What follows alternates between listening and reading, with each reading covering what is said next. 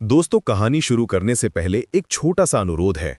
अगर आपको डरावनी और रहस्यमयी कहानियां पसंद हैं, तो वीडियो को लाइक करें, अपने दोस्तों के साथ शेयर करें और चैनल को सब्सक्राइब जरूर करें। आज मैं आपके लिए लेकर आया हूं एक ऐसी कहानी जो शुरू होती है शहर की भागदौड़ से, लेकिन खत्म होती है जंगल की गहराइयों में छुपे एक अंधेरे रहस्य के साथ। तो चलिए शुरू करते हैं यक्षिणी, शहर से जंगल तक की कहानी। आरव 24 साल का एक आम लड़का था।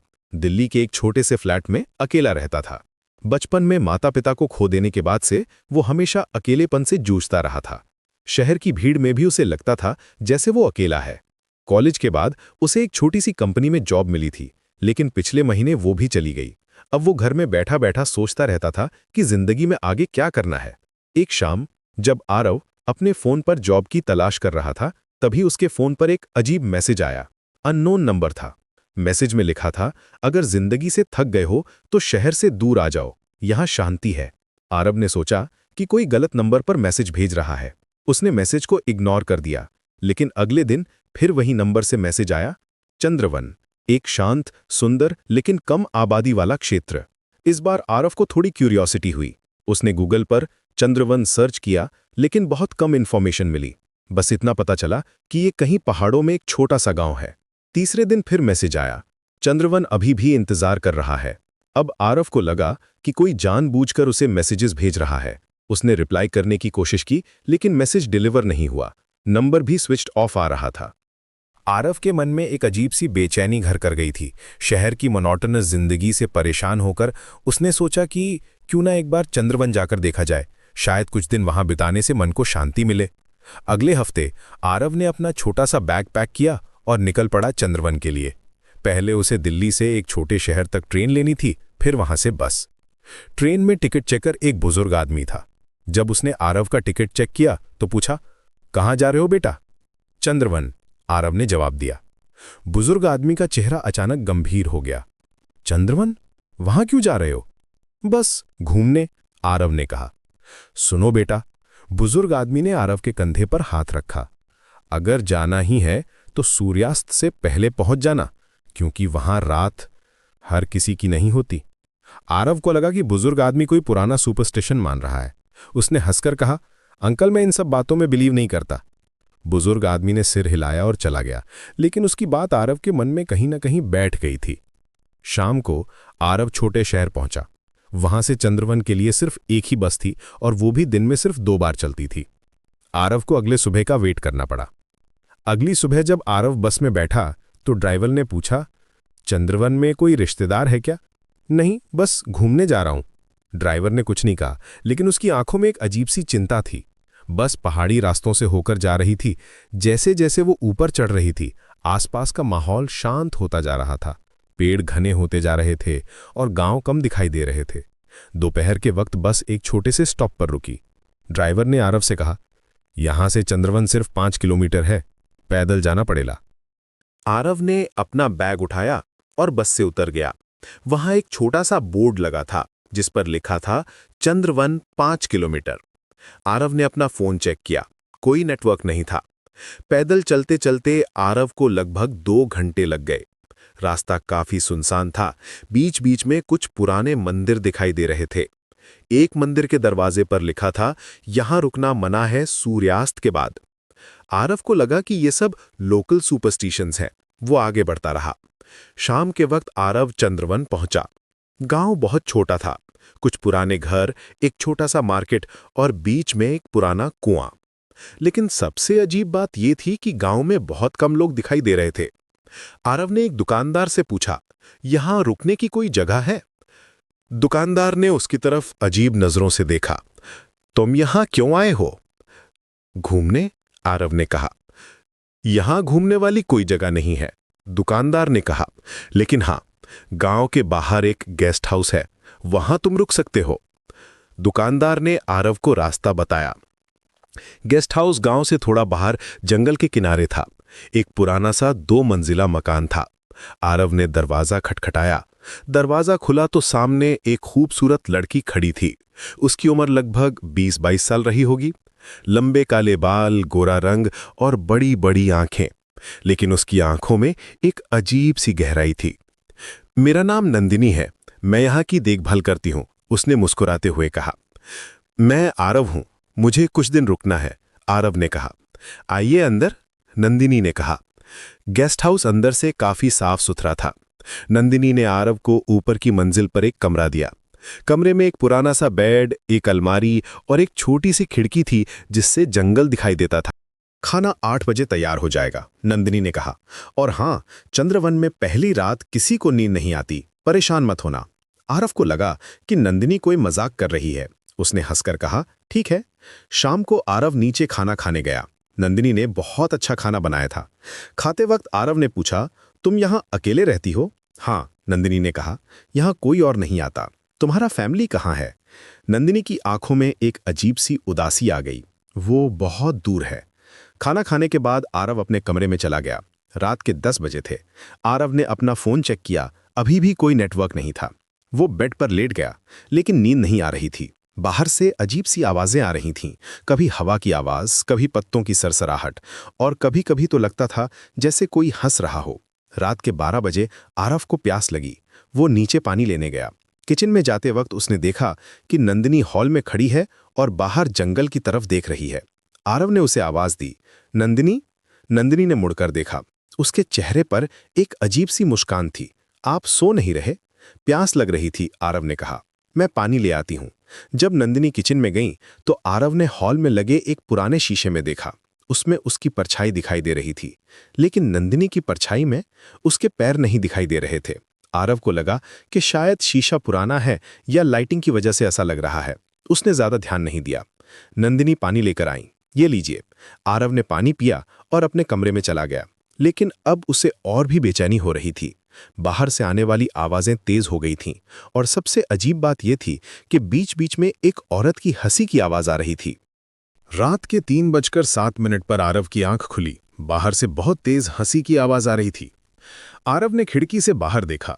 जंगल में कहीं दूर एक सफेद साड़ी में कोई औरत नाच रही थी। आरव का दिल जोर से धड़कने लगा। वो समझ गया कि यहां कुछ तो गड़बड़ है, लेकिन अब रात में कहीं जाना भी सेफ नहीं था। सुबह आरव जल्दी उठा। नंदिनी नीचे ब्रेकफास्ट बना रही थी। कैसी रही रात? उसने पूछा। ठीक थी, आरव ने झूठ बोला। आज आप गांव घूम सकते हैं, लेकिन शाम से पहले वापस आ जाना। ब्रेकफास्ट के बाद आरव गांव में घूमने निकला। दिन के वक्त चंद्रवन बिल्कुल नॉर्मल लग रहा था। कुछ बुजुर्ग लोग अपने घरों के बाहर बैठे थे। आरव ने एक बुजुर्ग आदमी से बात करने की कोशिश की। अंकल, मैं दिल्ली से आया हूं, यहां घूमने आया हूं, आरव ने कहा। बुजुर्ग आदमी ने उसकी तरफ डरी हुई नजरों से देखा। तुम गेस्ट हाउस में रुके हो? हाँ। बुजुर्ग आदमी ने आसपास देखा, फिर धीमी आवाज में कहा, अगर जिंदगी प्यारी है तो आज ही लौट जाओ। क्यों? यहां क्या प्रॉब्लम है? आरव ने पूछा। लेकिन बुजुर्ग आदमी कुछ और नहीं बोला। वो उठ के अपने घर के अंदर चला गया। आरव को लगा कि सब लोग कुछ छुपा रहे हैं। उसने और लोगों से बात करने की कोशिश की, लेकिन सब या तो बात करने से बचते थे या फिर उसे जल्दी चले जाने की सलाह देते थे। शाम को जब आरव गेस्ट हाउस वापस आ रहा था तो रास्ते में उसे एक बुजुर्ग औरत मिली। उसने आरव को रोका। बेटा, तुम यहां नए आए हो? उसने पूछा। हाँ आंटी। बुजुर्ग औरत ने अपनी जेब से एक छोटा सा तांबे का सिक्का निकाला। रात को इसे अपने तकिए के नीचे रखना और कल सुबह यहां से चले जाना। लेकिन क्यों? आरव ने पूछा। यहां रात को अजीब चीजें होती हैं, खासकर गेस्ट हाउस के आसपास। आरव ने सिक्का ले लिया। आंटी, वो नंदिनी कौन है? बुजुर्ग औरत का चेहरा पीला पड़ गया। कौन सी नंदिनी? जो गेस्ट हाउस में रहती है? बेटा, बुजुर्ग औरत ने आरव का हाथ पकड़ा। गेस्ट हाउस में कोई नंदिनी नहीं रहती है। वो जगह पिछले 10 सालों से खाली है। आरव को लगा जैसे उसके पैरों तले जमीन खिसक गई हो। लेकिन मैं तो वहां रुका हूं, नंदिनी ने मुझे खाना भी दिया है। बुजुर्ग औरत ने सिर हिलाया। भगवान तुम्हारी रक्षा करे, आज रात बहुत सावधान रहना। ये कहकर बुजुर्ग औरत तेजी से चली गई। आरव परेशान होकर गेस्ट हाउस वापस आया। नंदिनी दरवाजे पर खड़ी थी, जैसे उसका इंतजार कर रही हो। आप देर से आए, उसने मुस्कुराते हुए कहा। आरव ने नंदिनी को गौर से देखा। दिन की रोशनी में भी उसमें कुछ अजीब था। उसकी आंखें बहुत गहरी थी और उसकी मुस्कान में कुछ रहस्यमय था। नंदिनी, तुम यहां कब से रहती हो? आरव ने पूछा।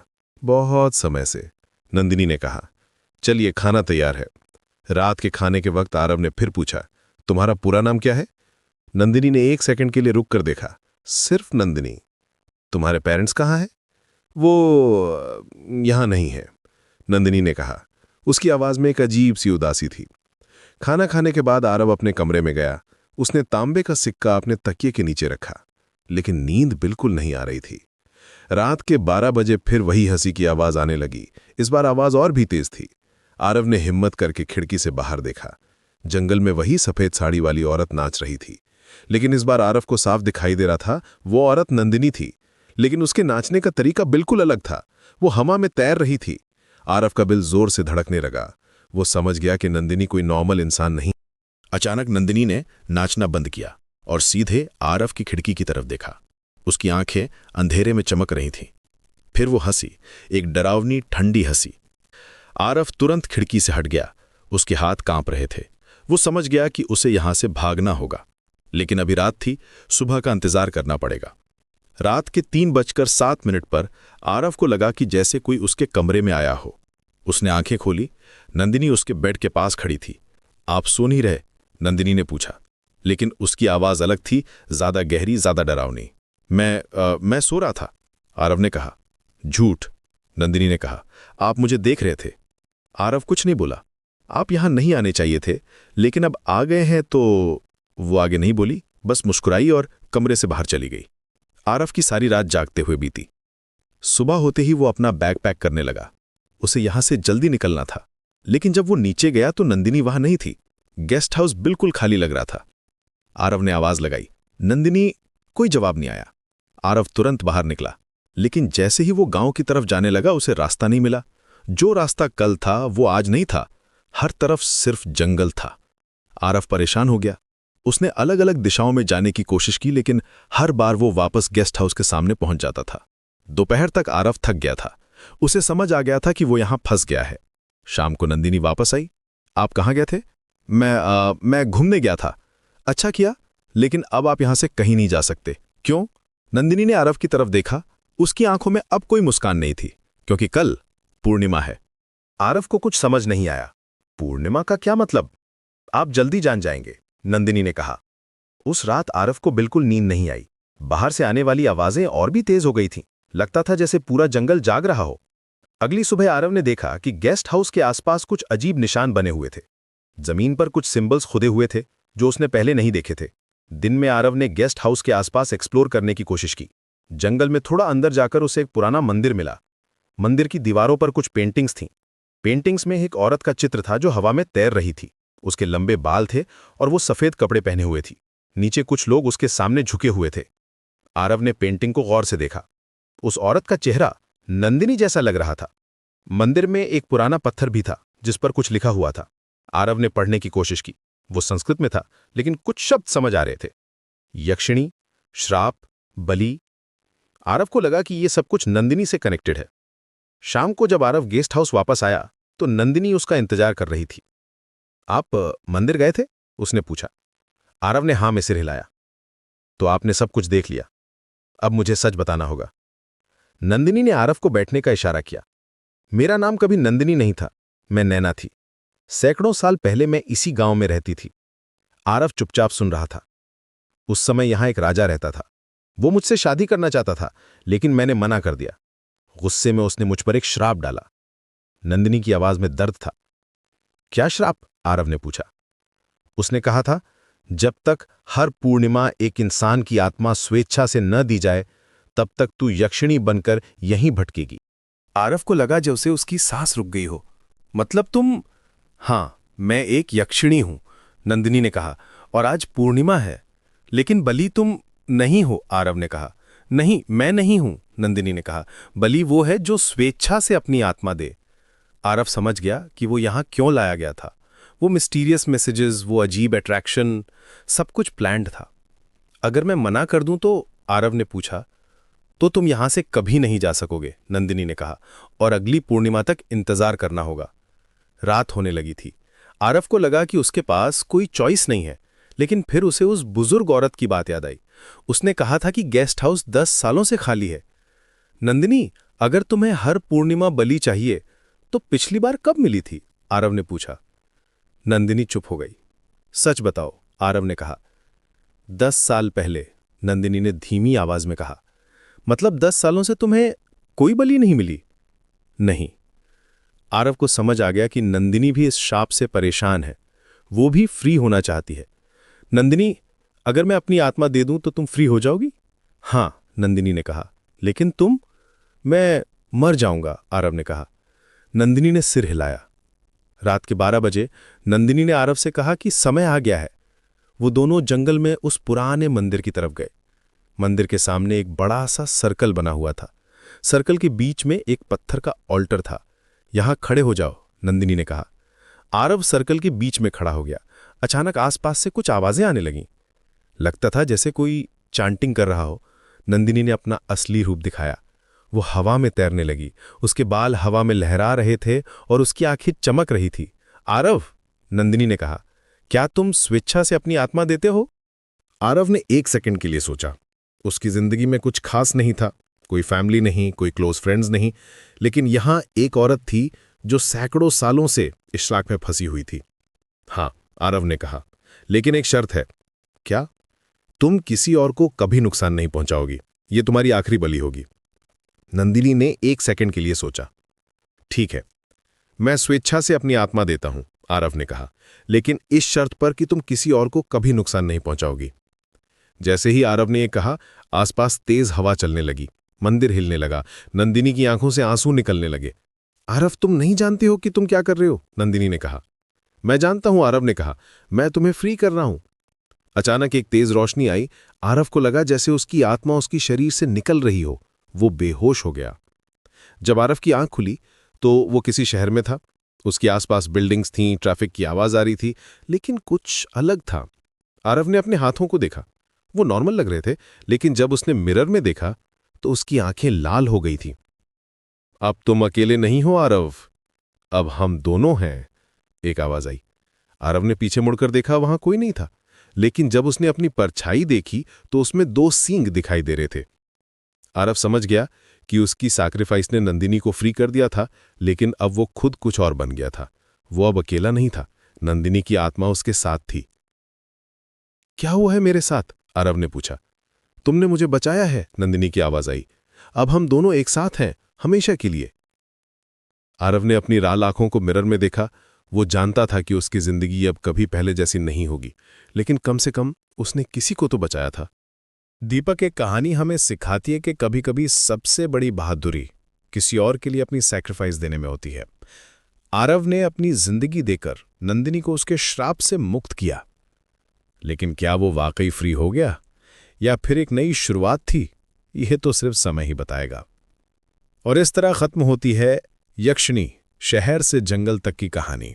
अगर आपको ये कहानी पसंद आई हो तो लाइक करना न भूलें, शेयर करें अपने दोस्तों के साथ और सब्सक्राइब करें ऐसी और भी रोमांचक कहानियों के लिए।